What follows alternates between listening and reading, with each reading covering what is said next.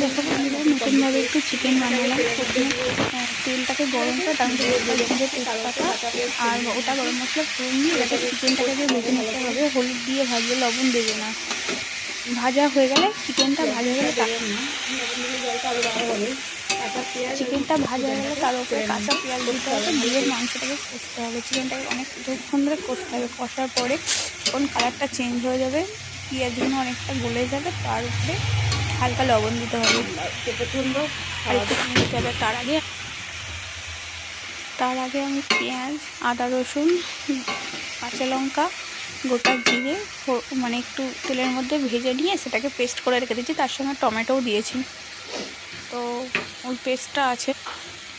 এটা কষা হয়ে গেলে আস্তে আস্তে আলুটা দিতে হবে, আলুটা দিয়েও কষতে হবে। তারপরে ওই যে মশলাটা আমি পেস্ট করে রেখেছি সেটাকে আস্তে আস্তে দিয়ে একটু চাপা দিয়ে দিতে হবে। চাপা দেওয়ার পরে দেখতে হবে, তারপরে খানিকক্ষণ পরে খুললে পরে তেলটা ছেড়ে দেবে। তেলটা ছেড়ে দিলে পরে কড়াইশুঁটিগুলো দিয়ে দিতে হবে। দেওয়ার পরে আবার একটু কষাতে হবে, কষিয়ে তারপরে হালকা করে আস্তে আস্তে ফুটন্ত গরম জল দেবেন।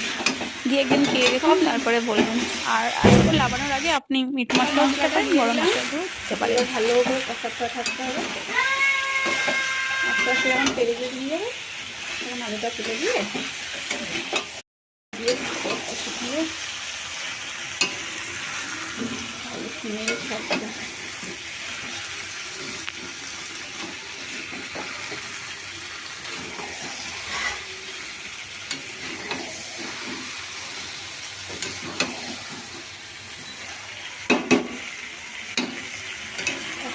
হয়ে গেছে বন্ধুরা।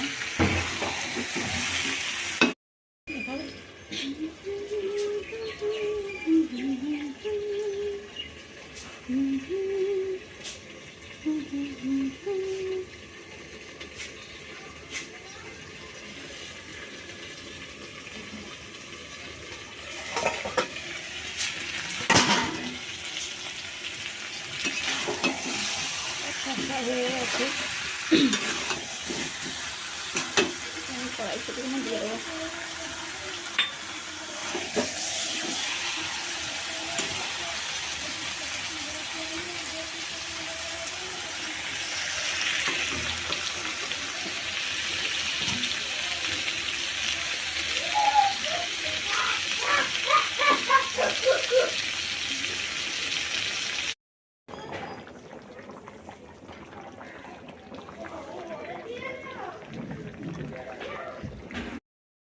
আমার চিকেন কারি রেডি।